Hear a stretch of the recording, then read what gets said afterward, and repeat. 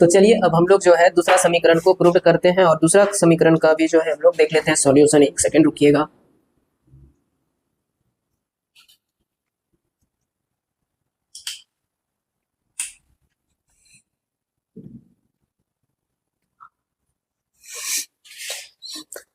चलिए अब हम लोग जो है दूसरा समीकरण को सत्यापित करते हैं। दूसरा समीकरण जो कि आपको पता है कि भाई दूसरा समीकरण होता क्या है, तो दूसरा समीकरण आपको पता होगा। दूसरा समीकरण आपको पता होगा S इज इक्वल टू होता है UT प्लस हाफ AT का स्क्वायर।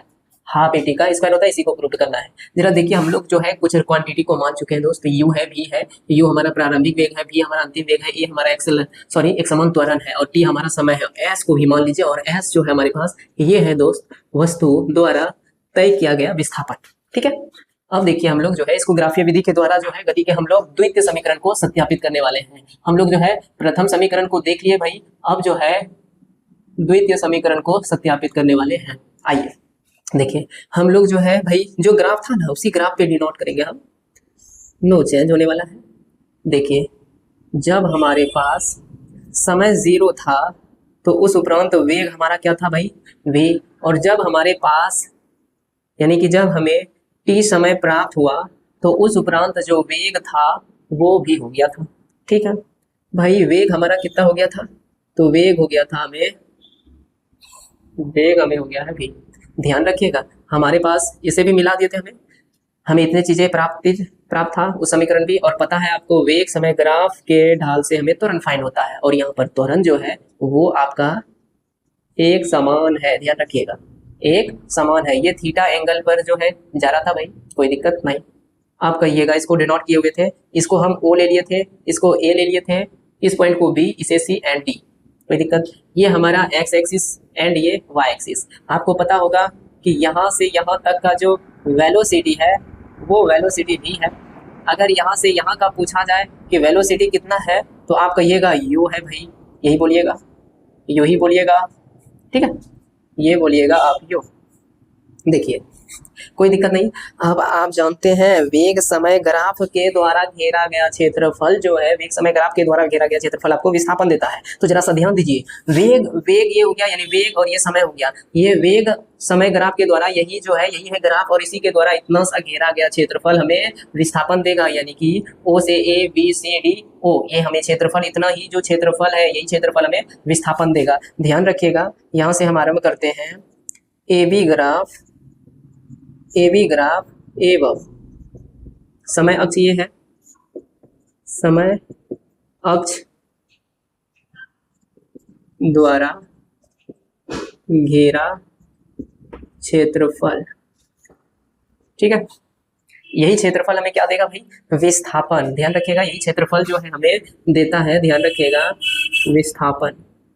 यही क्षेत्रफल हमें क्या दे देगा, विस्थापन। आइए इस विस्थापन को हम लोग डिनोट कर देते हैं S से। यहाँ पर मैं अगेन लिख दूं भाई, आप कहोगे ये विस्थापन को मैं S ले ही सकता हूँ और ये S ले लिया।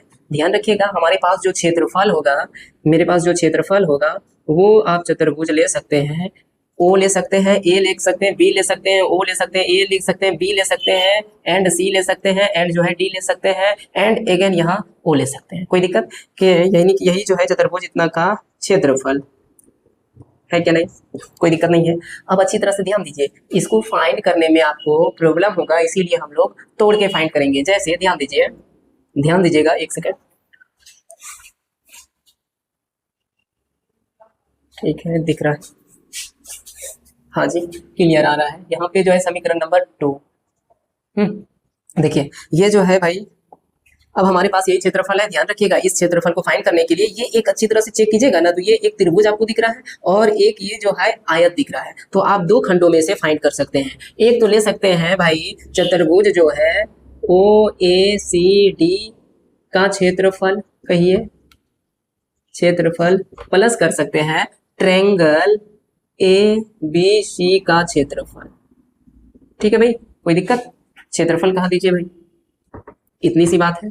जरा ध्यान दीजिए, आप जो ये देख रहे हैं आयताकार, ये जो देख रहे हैं OACD, इसका जरा सा आप कहिएगा तो हमें बताइएगा कि भाई लंबाई इंटू चौड़ाई बोलिएगा। और लंबाई आपके पास ये है और चौड़ाई आपके पास ये है, तो भाई यहाँ पे आप हमें कहिएगा कि भाई ओ डी इंटू जो है ओ ए, ठीक है, यही क्षेत्रफल हो गया। फिर आप अच्छी तरह से देखिएगा तो ट्रेंगल इतना कहूँ तो ये आप ले सकते हैं हाफ इंटू आधार, आधार इंटू ऊंचाई कहिएगा, इंटू यहाँ पे आधार इंटू ऊंचाई, और ये आधार आप क्या कहिएगा भाई, जरा अच्छी तरह से देखिए, एसी लिख दो, आधार, आधार एसी, ठीक है भाई। और जरा सा यहाँ देख लीजिए बीसी लिख सकता हूँ क्योंकि यही है ऊंचाई हमारा, ये हो गया बीसी। कोई दिक्कत? आ जाता हूँ दोस्त मैं इधर, ध्यान दीजिएगा एस बराबर, अच्छी तरह से ध्यान दीजिए, हमारे पास जो है यहाँ पर है ओ डी इंटू जो है ओ ए है, प्लस जो है हाफ इंटू जो है आपके पास ए सी इंटू जो है बी सी है, यही है। अब जरा आप पुट अप कीजिए, जरा देखिए ओडी कितना है। ओडी अगर देखिएगा तो यहाँ से यहाँ तक अगर अच्छी तरह से देखिएगा तो आपके पास जो है टी है, यानी कि यहाँ से, कहने का मतलब है दोस्त, यहाँ से यहाँ तक अगर देखिएगा तो आपके पास जो है यही टी है, और ये टी मैं लिख सकता हूँ ओडी के जगह पर मैं क्या लिख लूँ भाई, आप कहोगे टी।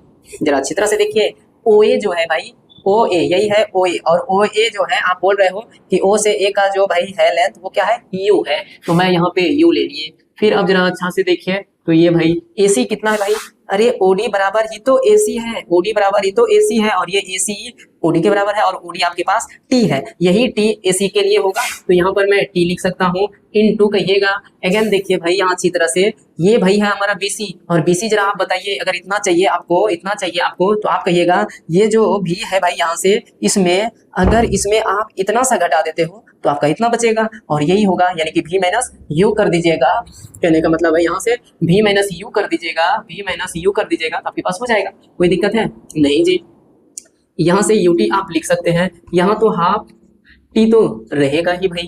एंड जरा यहाँ अच्छी तरह से आप देखिए,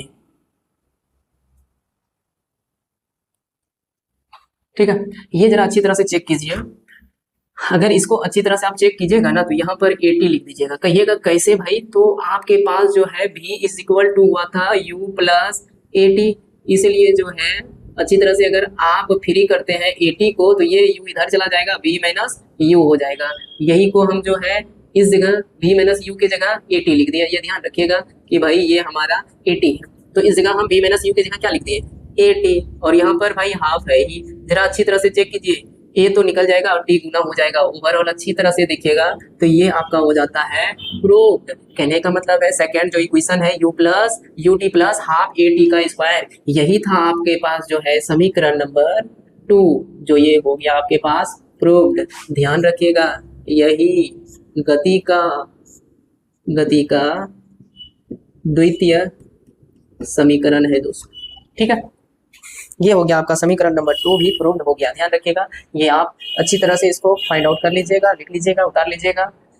अगर इसमें कोई डाउट हो या तो आप क्लास में पूछ सकते हो, जो आपका चलेगा, और फिर अगर दिक्कत हो जाए तो आप कमेंट भी कर सकते हो अदर बच्चे, ठीक है।